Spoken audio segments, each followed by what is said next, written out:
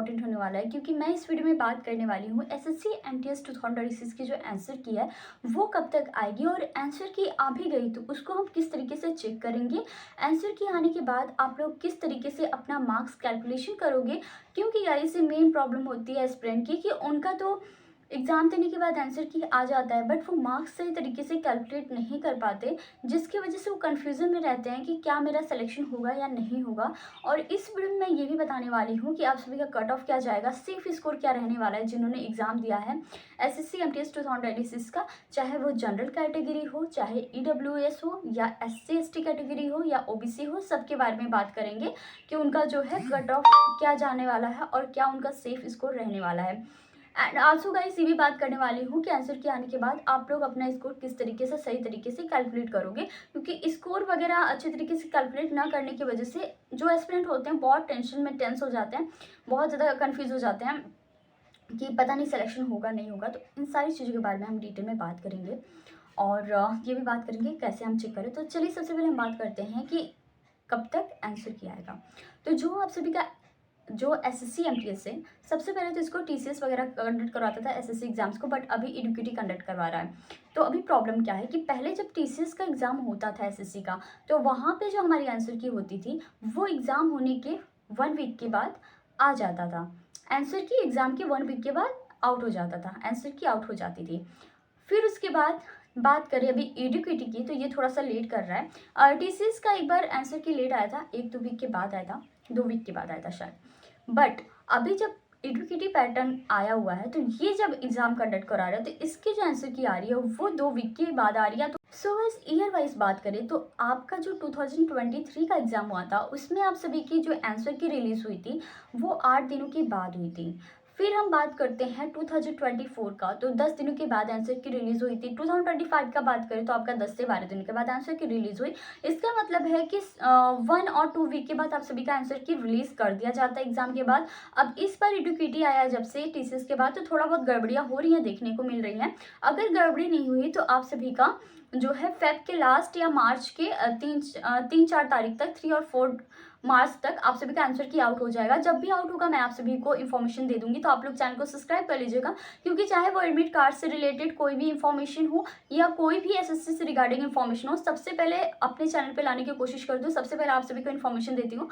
And एक चीज़ बात रही कि बहुत सारे लोग ये सोच रहे होंगे कि आप सभी का आंसर की होता क्या है, क्योंकि जो बहुत लोग बिगिनर होंगे तो कैसे चेक करना है, तो इसके बारे में हम डिटेल में बात कर लेते हैं। तो अभी तो आप सभी को पता चल गया है कि आप सभी का 8-9 दिन के अंदर आप सभी का जो आंसर की है आउट हो जाएगा। जब भी आउट होगा तो मैं बता दूंगी।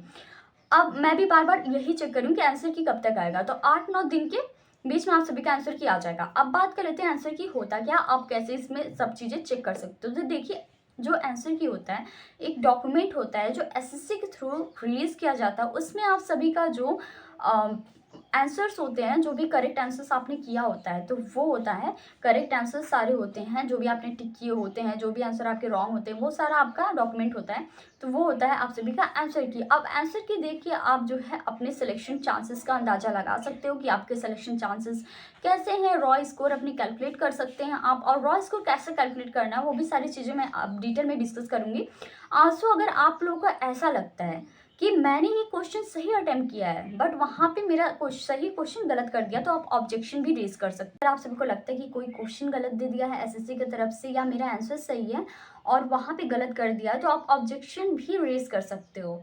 अब ऑब्जेक्शन कैसे रेज करना है ये भी मैं बता देती हूँ, क्योंकि बहुत सारे लोग बिगिनर हैं जो कि जिन्होंने ये एग्ज़ाम दिया और ये वीडियो देख रहे हैं, तो उनको मैं बता देती हूँ। और लेकिन सबसे पहले मैं ये बता देती हूँ आप लोग को आंसर की आने के बाद किस तरीके से चेक करना है, क्योंकि आप लोग फिर उसके बाद ढूंढोगे वीडियो इधर उधर के कैसे चेक करना है। तो अभी इसी में मैं बता देती हूँ आंसर के आने के बाद कैसे चेक करना है। तो सबसे पहले आप सभी को एसएससी के ऑफिशियल वेबसाइट पर जाना है। वहाँ पर आप लोग क्लिक करोगे एसएससी एमटीएस 2026 फाइनल आंसर की आउट, तो उस पर आप लोग क्लिक करोगे तो वहाँ पे रजिस्ट्रेशन नंबर एंड पासवर्ड बस इंटर करना है, लॉगिन कर देना है, और आप सभी का आंसर की ओपन होके आ जाएगा।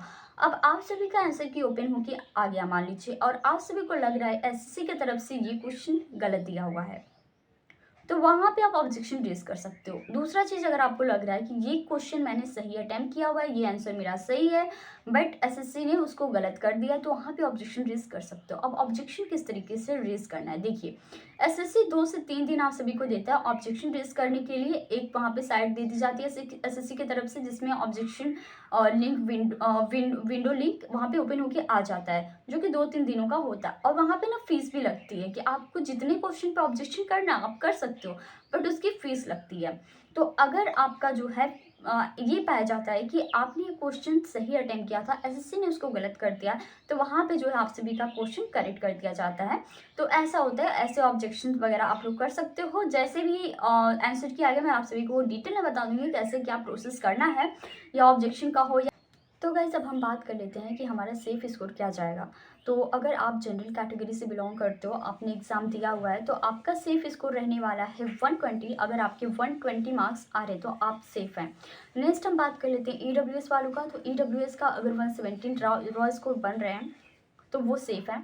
नेक्स्ट हम बात करते हैं ओबीसी। तो ओबीसी का ज़्यादा फर्क नहीं होता है, ओबीसी जनरल का 1-2 नंबर का फ़र्क होता है। तो मान के चलिए ओबीसी को 117 मार्क्स लाने पड़ेंगे, 118 मार्क्स अगर आ रहे हैं तो वो सेफ़ है। नेक्स्ट हम बात करते हैं एससी एसटी कैटेगरी का। तो उनका अगर एससी एसटी कैटेगरी के हैं, अगर उनका 100 प्लस मार्क्स आ रहे हैं, अगर 112 आ रहा है, 115 आ रहा है, तो वो लोग एससी एसटी कैटेगरी के लोग सेफ़ हैं। तो ऐसे आप सभी का कट ऑफ है। अभी कट ऑफ पे मैं डिटेल में डिस्कशन करूंगी नेक्स्ट वीडियो में। अब इसमें मैंने ऊपर से बताया हुआ है कि क्या कट ऑफ जा सकती है इस बार, और बाकी जो भी कट ऑफ गई है नॉर्मलाइजेशन वगैरह होगा, तो वो सारी चीज़ों के बारे में डिस्कस करूंगी नेक्स्ट वीडियो में, क्योंकि ये वीडियो बहुत ज़्यादा लंबा हो जाएगा। और अभी मैंने ऊपर से आप सभी को बता दिया कि कैसे जो है कट ऑफ कितना जाए। तो टेंशन मत लीजिए, आप सभी का जो आंसर की है 7-8 दिनों के बाद आ जाएगा, और फेब के लास्ट तक या तो जो मार्च 3 और 4 तक आ जाएगा। तो आप लोग बिल्कुल टेंशन मत लीजिए, जैसे आंसर की आएगा मैं आप सभी को इन्फॉर्म कर दूंगी।